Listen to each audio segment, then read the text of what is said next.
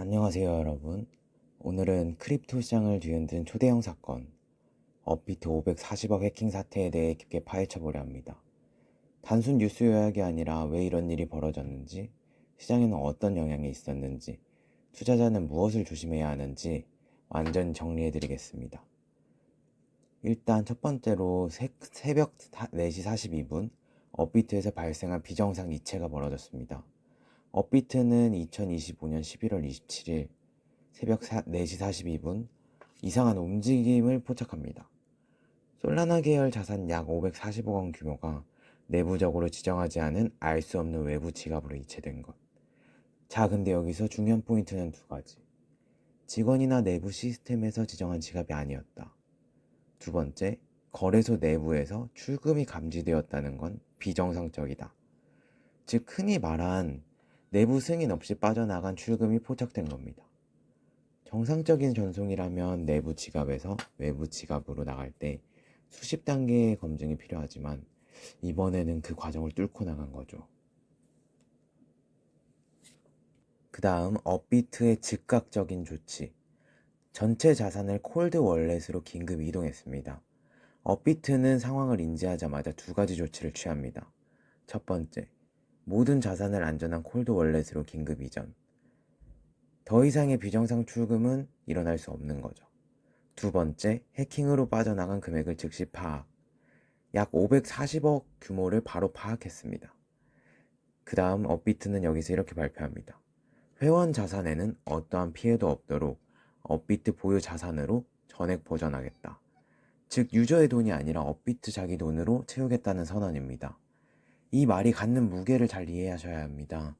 540억을 회사가 전액 메꿀 수 있다는 건 재무적으로 안정적이고 평판 리스크를 절대 허용하지 않겠다라는 의지인 거죠. 자, 이제 사건의 본질은 내부 보안인가 아니면 외부 공격의 문제인가? 현재까지 밝혀진 사실만 보면 내부 지갑이 승인하지 않은 전송, 솔라나 계열 자산만 이동되었고 빠르게 차단했습니다. 이런 패턴은 두 가지 가능성을 의심하게 합니다. 첫 번째, 외부의 해킹.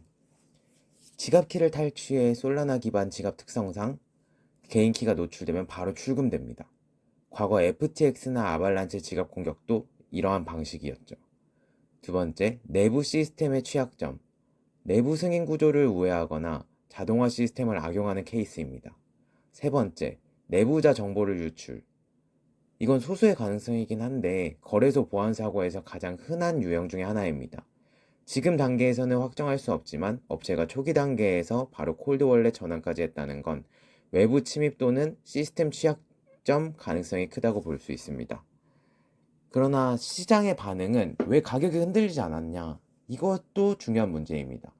이 사건은 사실 540억이라는 큰 숫자에 비해 시장 충격은 거의 없었습니다.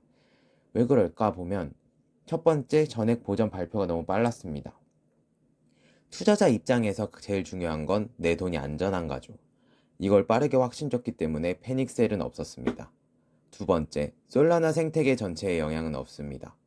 해커가 탈취한 건 시장에 던진 물량이 아니었기 때문에 솔라나 시장의 가격도 충격이 거의 없습니다.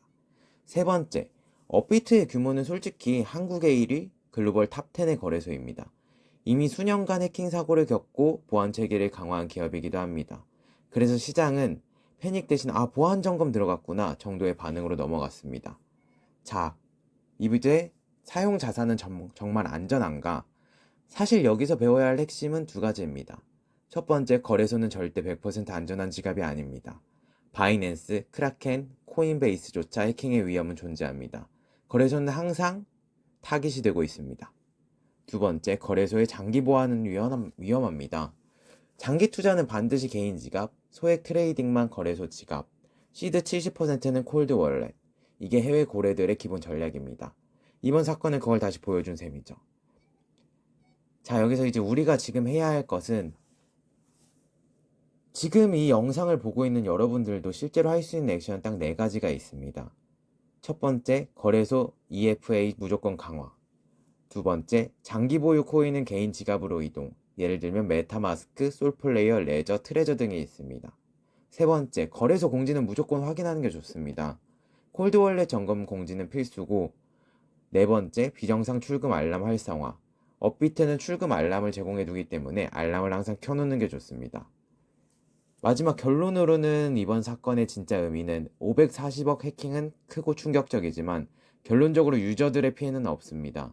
하지만 여기서 중요한 건 해킹은 언제든지 발생할 수 있고 우리가 할 수 있는 건 리스크 관리뿐이며 거래소의 자산을 전부 맡기는 건 절대 안전하지 않다는 것입니다.